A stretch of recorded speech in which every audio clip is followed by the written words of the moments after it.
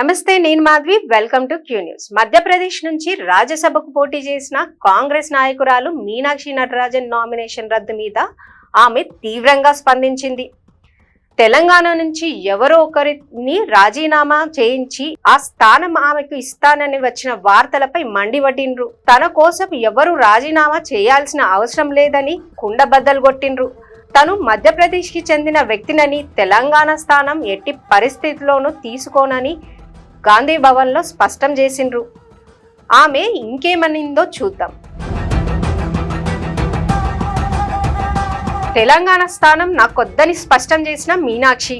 ప్రముఖుల కోసం వేరే రాష్ట్రాల నుంచి స్థానాలు ఇవ్వాలంటే మాజీ ప్రధాని మన్మోహన్ సింఘ్వి లాంటి పెద్ద నాయకులకు ఇయ్యాలే తప్ప తన లాంటి వాళ్లకు కాదన్నారు మీనాక్షి నటరాజన్.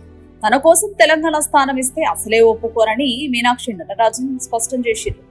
తన నామినేషన్ తిరస్కారంలో కాంగ్రెస్ నాయకుల ఎన్నికల సంఘానికి ఉప్పు అందించిండ్రని వస్తున్న వార్తలను ఆమె కొట్టిపారేసిండ్రు. గదంతా పచ్చి అబద్ధమని, బీజేపీనే కావాలని గిట్ల కట్టుగదలు అల్లుతోందని మండిపడింది. తాను ఎప్పుడైనా బాధితుల పక్షానే ఉంటానని, శ్రీలతకు కూడా గట్లనే అండగా ఉన్నానని తెలిపారు. ఆమెకు అవకాశం రాకపోనికి చాలా కారణాలు ఉన్నాయని, కానీ ఒక మహిళగా ఆమె బాధను అర్థం చేసుకుని గప్పట్ల జిల్లా కాంగ్రెస్ అధ్యక్షుడిని పార్టీ నుంచి తీసేసిమని మీనాక్షి నటరాజన్ ఈ సందర్భంగా గుర్తు చేశారు. నామినేషన్ రద్దుతో బట్టబయలైన కుట్ర. కేసున్నంత మాత్రాన నామినేషన్ రద్దు కాదని, బీజేపీ ఎన్నికల సంఘం పూర్తిగా రాజీ పడ్డారు కాబట్టి ఇదంతా జరిగిందని మీనాక్షి నటరాజన్ ఆరోపిస్తున్నారు. ఇదంతా కేవలం ఒక్క స్థానానికి సంబంధించిన ముచ్చట కాదని, ఒకే దేశం ఒకే ఎన్నిక తీసుకురావాలని బీజేపీ కుట్రలు చేస్తోందని ఆమె విమర్శించారు. అబద్ధాలు ఎప్పటికైనా బయటపడతాయి. వినాయకుడు పాలు తాగుతాడని ఒకప్పుడు బీజేపీ ఎట్లా అబద్ధాలు ప్రచారం చేసిందో ఇప్పుడు కూడా గట్లనే గిసోంటి అబద్ధాలు పుట్టిస్తోందని అన్నారు. ఈ సోషల్ మీడియా కాలం ఎంత దాచినా విషయాలు ఎప్పటికైనా బయటకు వస్తాయని ఆమె ధీమా వ్యక్తం చేశారు. తన నామినేషన్ రద్దు చేసినందుకు తనకేం బాధ లేదని, ఈ పని వల్ల బీజేపీ బండారం మొత్తం బయటపడిందని ఆమె తెలిపారు.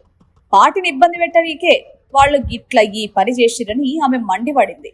ఇదంతా ముమ్మాటికి బీజేపీ ఆడుతున్న నాటకం.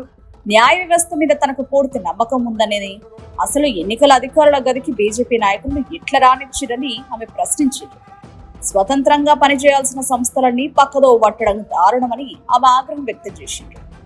రాజ్యసభ ఎన్నికలలో ఓట్లు పక్కదారి పట్టే అవకాశం అసలే లేదని బీజేపీకి అర్థమైతుందని, గందుకే వాళ్ళ అధికారంతో కుమ్మక్కయ్యరని మండిపడ్డారు. పరిమళ సత్వానికి ఇచ్చిన అవకాశం తనకెందుకు ఇయ్యలేదని ఆమె నిలదీశారు.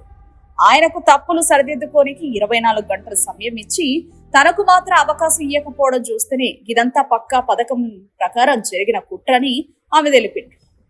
నోటీస్ వస్తే అది నేరం ఎట్లా అవుతుందన్నారు మీనాక్షి. అసలు ఏ మాత్రం సంబంధం లేని కేసుతోని తన నామినేషన్ రద్దు చేసిండ్రు.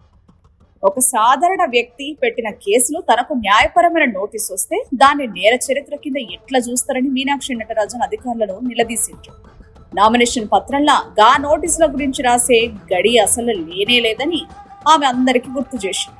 మధ్యప్రదేశ్ లో కాంగ్రెస్ పార్టీకి 62 మంది శాసనసభ్యులు ఉన్నారని, గెలవాలంటే 58 మంది ఓట్లు చాలని ఆమె లెక్కలు చెప్పింది.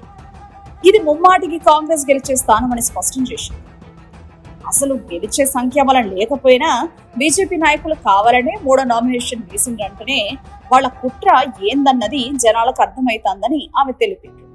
ఈ కష్టకాలంలో నాయకులంతా తనకు అండగా నిలబడి కలిసి నడిచినందుకు ఆమె వాళ్ళందరికీ ప్రత్యేక ధన్యవాదాలు తెలిపిండ్రు. క్యూ న్యూస్ లో వీడియో ఎడిటర్లు కావాలను. మీడియా రంగంలో మీ టాలెంట్ కు ఇది సరైన వేదిక. 3 నుండి 4 సంవత్సరాల ఎక్స్పీరియన్స్ ఉండి Photoshop, Premiere Pro, After Effects లో నైపుణ్యం ఉన్నవారు కావాలను. ఫ్రెషర్స్ కూడా అవకాశాలున్నాయి. ఆసక్తి ఉన్నవారు వెంటనే సంప్రదించండి. 8143001981.